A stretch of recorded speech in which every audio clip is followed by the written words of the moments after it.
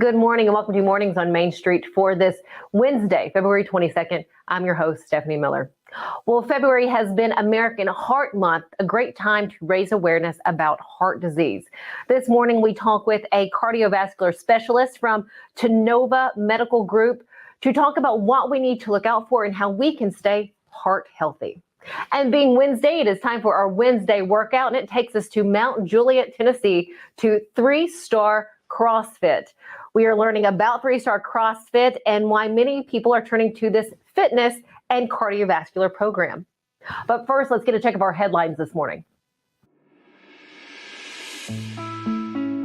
By the end of February, all Murfreesboro police officers will be equipped with a body-worn camera. This is made possible by the contract that Murfreesboro Police Department has with Axon for body and in-car cameras. Now, video from the cameras will be kept for 1 year, 1 month, and 1 day. Read more about the cameras and the other departments with this tool by going to murfreesboropost.com. Well, make sure that your tax billing address is up to date. This is the request coming from the Cheatham County trustee.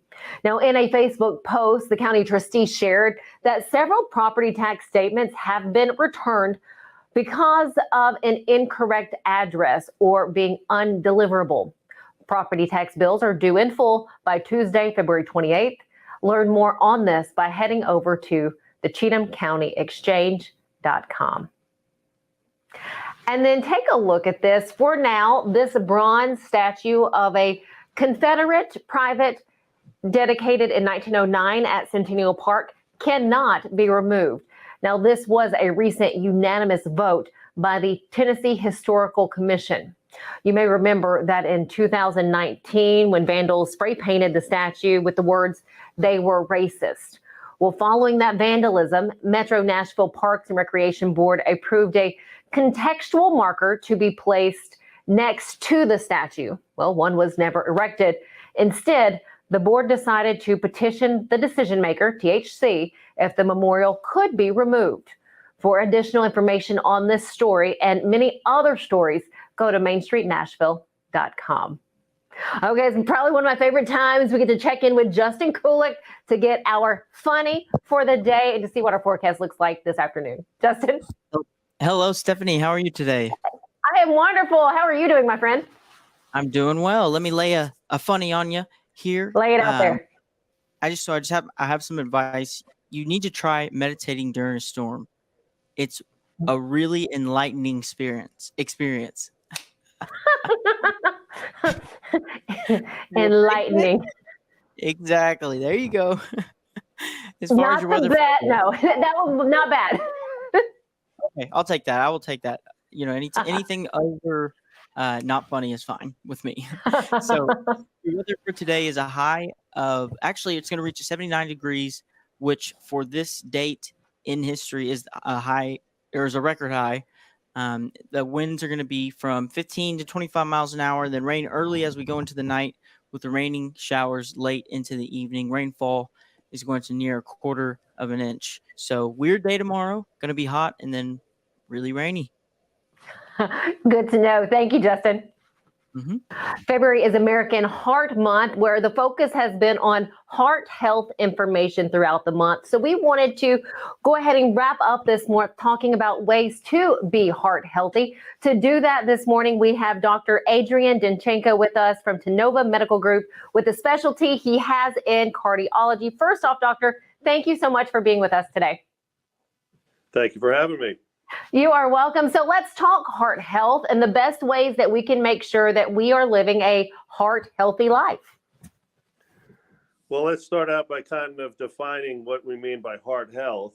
Okay. When most people talk about the heart, they usually are thinking about this muscle in the middle of their chest. Mm-hmm. But really what we're talking about for the majority of people is coronary health. So we're talking about the actual blood vessels that supply blood flow to the heart itself. So it's mostly what we do in cardiology today, at least in this country, is we focus on coronary artery disease health.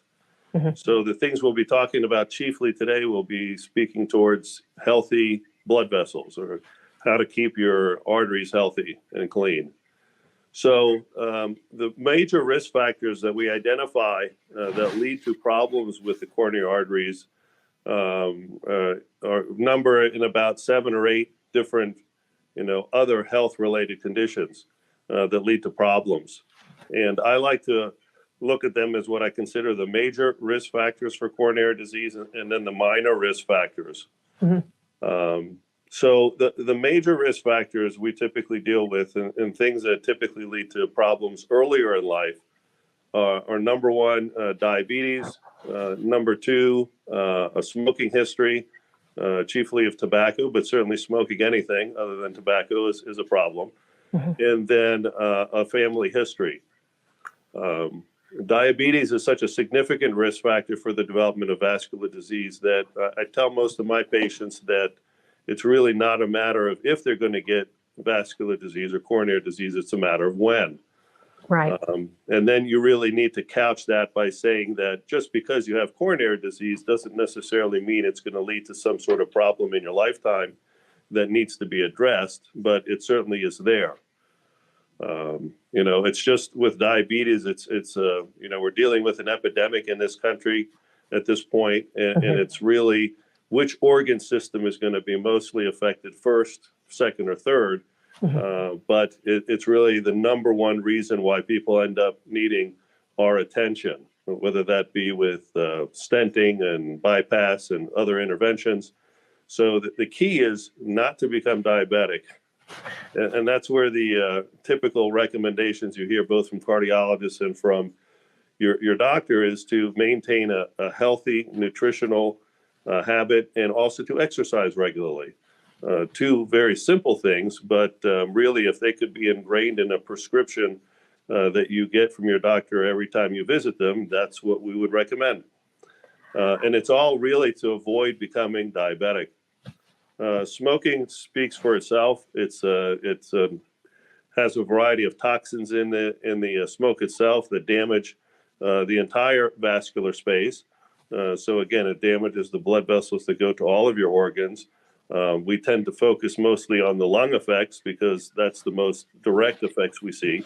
But really, smoking is a very significant risk factor for any kind of vascular disease process, and is a major risk factor for both heart attacks and strokes for the same reason. It affects the vascular space, and it leads to this plaquing process that then leads to the heart attacks that we're concerned about. Right.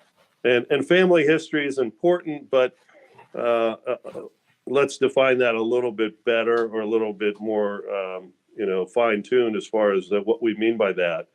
What we're talking about chiefly is premature family heart disease, risk.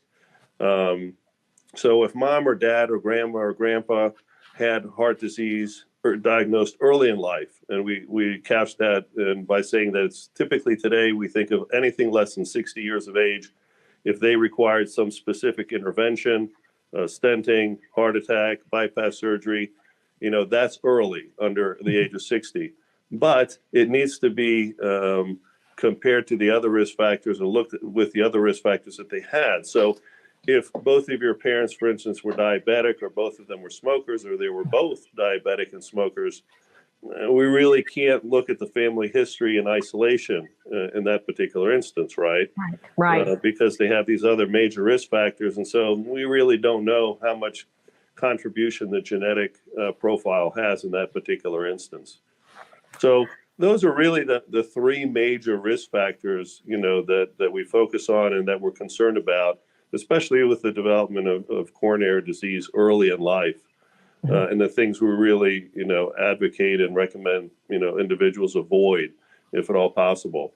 There's a lot of other risk factors. I kind of couch these as what I consider lesser risk factors, only because they're important, but they typically don't lead to significant vascular disease early in life.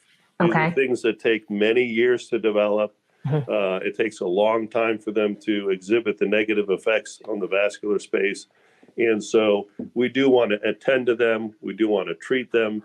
But again, it takes many, many years, and in most cases, many years of inattention or poor treatment of those conditions that leads to problems. And those are things like hypertension or persistently elevated blood pressures, high cholesterol values, specifically high LDL values, which look at, what your gender is. We certainly can't change those things. So it's something we factor into the equation, but it's not something we can change. So we don't focus on it. And then, of course, being overweight or obese and being sedentary also contributes to, vascular disease. Right. But, hypertension and hyperlipidemia is where we focus a lot of the attention because, again, it's something we can measure. It's something we can treat. There's a multitude of medications out there to, facilitate appropriate treatment of those risk factors. And so that's what we focus on. And typically, again, probably not in my office necessarily, as far as an initial diagnosis or initial treatment. Usually that's handled by the internist. But certainly everybody who has diagnosed coronary disease is going to get treated for those in a much more aggressive fashion. We are not done with the topic of heart health. We have more with Dr. Danchenko when we come back.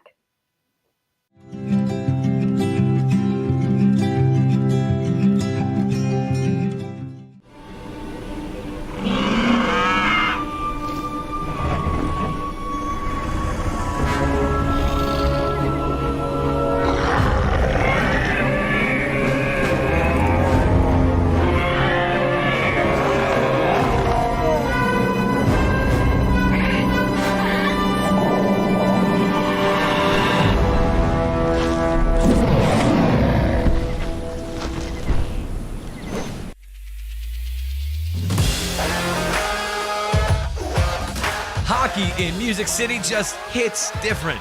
It's one big honky-tonk party. It's the sea of gold in the crowd. The goals, the saves, the celebrations. It's an experience like no other. Don't miss a minute of the action this season. Visit NashvillePredators.com/tickets to get your seats today. That's NashvillePredators.com/tickets. And we'll see you at Bridgestone Arena. It's just a few cocktails at happy hour. It was just a few cocktails at happy hour. You really good try. There aren't any cops around. I didn't think there were any cops around.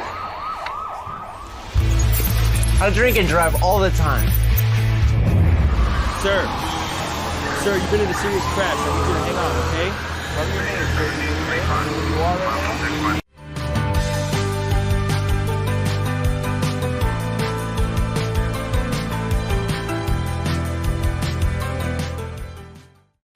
Welcome back to Mornings on Main Street. We pick up once again with Dr. Danchenko on how to stay heart healthy. I want to ask a couple questions. And from your standpoint, when you say a healthy diet, what do you say a healthy diet is? Yeah, a healthy diet, there's a lot of misinformation out there today about these different diets and diet fads. And one can even look back at the original diet recommendations, the pyramids, the circles, and I don't know what the latest one is, to be honest with you. It's always changing. Those are not really 100% correct. Okay, there are a lot of the initial dietary studies were done, and they were, for lack of a better way of putting it, they were poorly done. And what was done in those studies that was a mistake was that they didn't really look closely at the sugar intake that people were consuming in their diet. They looked at saturated fats, they looked at proteins, they looked at carbohydrates, but for some reason the sugar aspect it wasn't factored in. So that when a cardiologist talks about a heart healthy diet, what he's talking about is a diet that is very similar to what the diabetic doctors recommend today. And that's a diet that is low in carbohydrates, very low in simple sugars. So, simple things like sodas that have sugar in it, pastries, desserts of any kind that have sugar in it.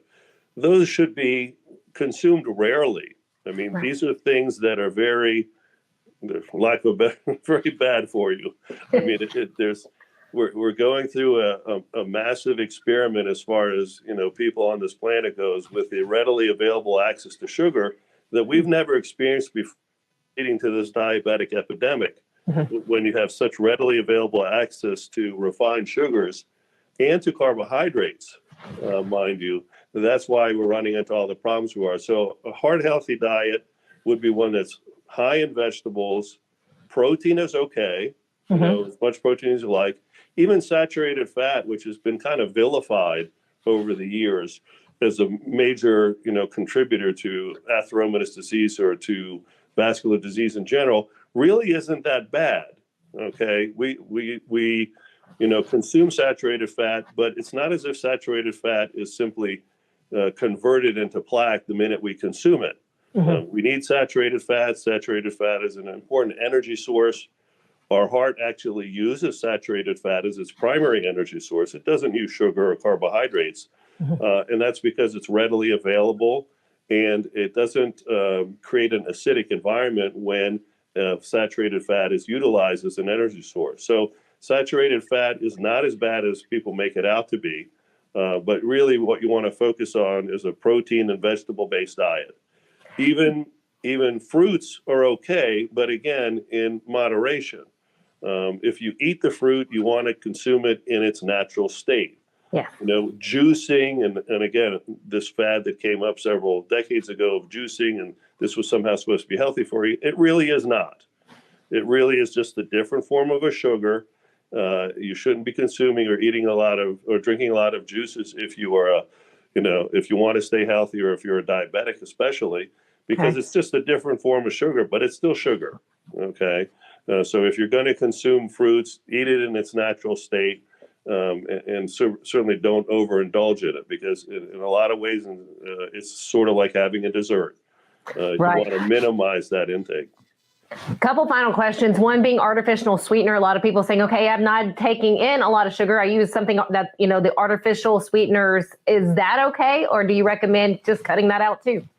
I don't recommend artificial sweeteners, and for several reasons. One is it sets up kind of a bad metabolic reaction, for lack of a better term. Without getting into all the specifics, it's sort of like you're trying to fool your body into thinking that it has recently consumed some sugar. And so when that artificial sweetener hits your taste buds in your mouth, there's a series of signals that get sent off to your gastrointestinal tract and to your metabolism to say, oh, there's simple sugar on its way. Let's get ready. We're going to process this. We're going to take care of it. And when that doesn't happen, there's a series of things that can get set up to suggest that your body is being starved. Okay. So it's ready for this onslaught of sugar. It doesn't happen. And all of a sudden, the body seems like it's being starved, meaning that's how it's going to respond. So what it does then is it starts setting up a chain of events. And this happens over many different meal times and many different weeks and months and so on and so forth. But if the body is perceived as being starved, what it'll do is it'll retain adipose tissue, meaning it'll store fat because it fears that there's some sort of problem coming around the bend and it's not going to have enough energy, so it starts storing fat. And so it sets up this counterproductive pathway if you're using a lot of artificial sweeteners. Got it. Thank you so much for all of this information. I really hope people are listening to what you're saying. Is there anything that I haven't asked you that you feel like people need to hear? Well, again, I think it kind of goes back to the very beginning of the discussion that we held with regard to the recommendations for diet and exercise. Many times, every time that I speak to patients about this, I try to make them understand the value of those two things. And I'm going to focus just briefly on exercise because we've talked a little bit about diet. Exercise is such an inherently important facet of our health, not just from a cardiovascular standpoint, but in general, that it's really, you can't oversell it. Okay. And I think a lot of times in our doctor's offices, it is undersold. And it's because historically people are looking for a simple, quick fix that doesn't require any exertion or any kind of effort on their part or any discipline to do the exercise. I mean, aside from the cardiovascular benefits of exercise, simply doing regular motion related exercises, even if it's walking, even if it's Tai Chi, something like that. These are things that help kind of lubricate our joints. They release endorphins, they make us feel better. And all of those things simply lead to a better overall health. So it isn't just the aspect of the caloric, burning of calories or trying to lose weight. There's a lot of other benefits to the exercise. And it's very important that we engage in that on a regular basis, if not every day, at least every other day. Because today, unfortunately, it's become very easy to become entirely sedentary. There's not one bit of physical activity most people have to do on a daily basis, especially today in this country. You can manage to spend your entire day not doing one bit of exertional physical activity. That's not healthy. Thank you so much for all of this. Dr. Danchenko, we appreciate your time. Again, cardiologist with Tennova Medical Group. We appreciate you. Thank you again. Thank you for having me. Anytime. Stay with us here on Mornings on Main Street. We'll be back with more after this.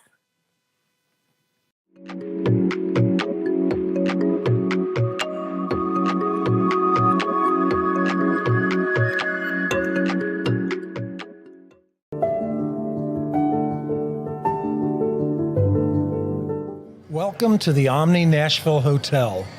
Urban elegance with a vintage touch. Our 800-room hotel opened up in the fall of 2013 with 746 guest rooms and 54 suites.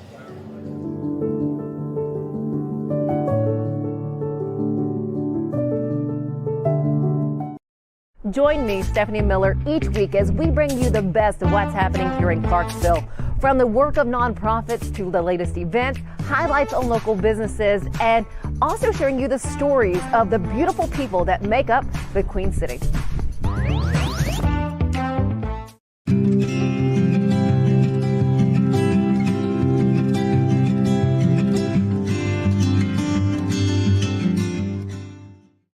Welcome back to Mornings on Main Street. Being Wednesday, it is time for our Wednesday workout segment.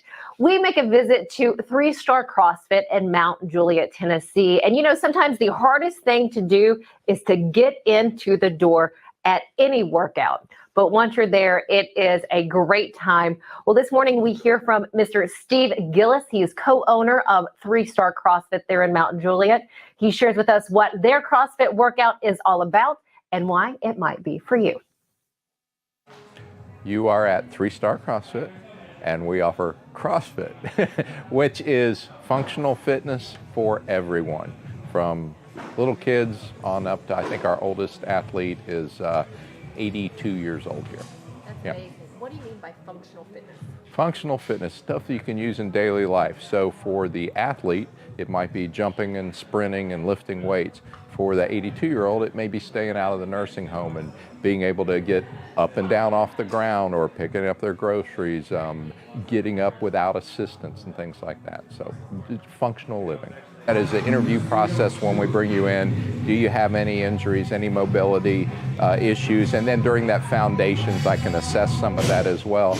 And then all of our coaches are not only have years of experience with CrossFit, but they're also highly certified. We believe strongly in continuing education and send our coaches for their certifications and pay for them to keep them. So all of our coaches are highly certified, always learning, and CrossFit's been around for a while. I was on the front end of CrossFit, and I'm guilty of, at the beginning, it was put more weight on the bar, go harder, and we all had physical therapists and orthopedic doctors and stuff, and CrossFit got the reputation of being dangerous. I think it was the athletes that were dangerous when we were new to it, and over time that has changed an awful lot. And so I feel like I've failed you if you do get hurt here. My goal is longevity and to keep you healthy and get you fitter as well. But I think the magic of CrossFit is the intensity you put forth, not how much weight you put on the bar. So lightweight with a lot of intensity beats heavyweight and hurting yourself for sure. So I would say your body's exactly meant for this. This is what it was meant to do, to move. It wasn't meant to sit on the couch and click a remote or play a video game. It was meant to move.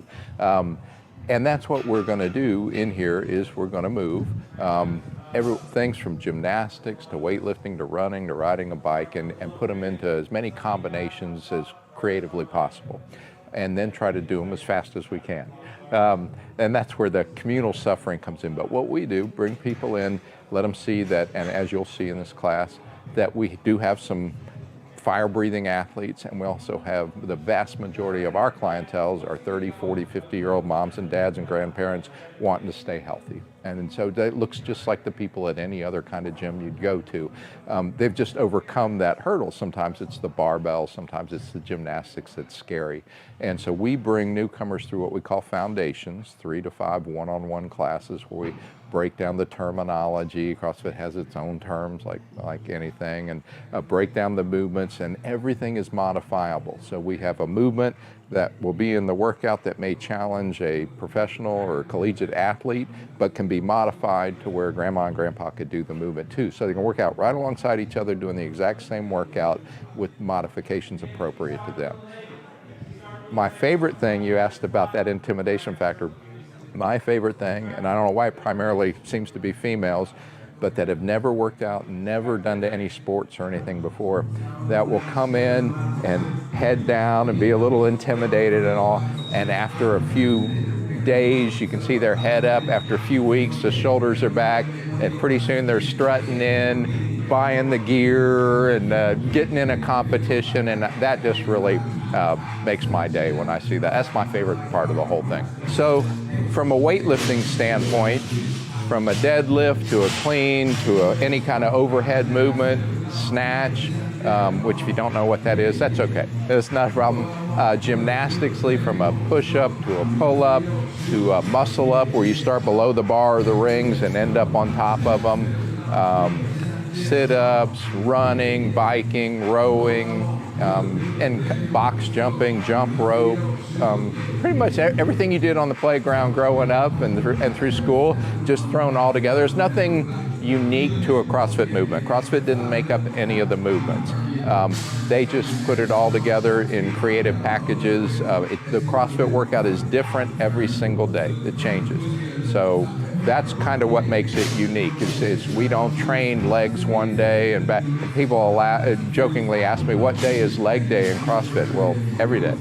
Every day is leg day, and shoulder day, and back day, and everything else, right? So every day is different. It's the same workout all day that day, but every day is different, and that's kind of what makes it fun. Sometimes it's a long grind, sometimes it's a short sprint. And so we're training all the energy systems and have you ready for whatever life throws at you. Can we find out more information about 3-Star CrossFit? Wow, www.3star.com. That's the easiest one. Instagram, Facebook, all of those, but it's all 3starcrossfit.com. Steve, thank you so much for the interview and for allowing me to take part in that CrossFit class. Thank you guys for joining us here for Mornings on Main Street. That is all that we have time for today, but we sure hope that you have a wonderful Wednesday afternoon, and we look forward to seeing you back here tomorrow.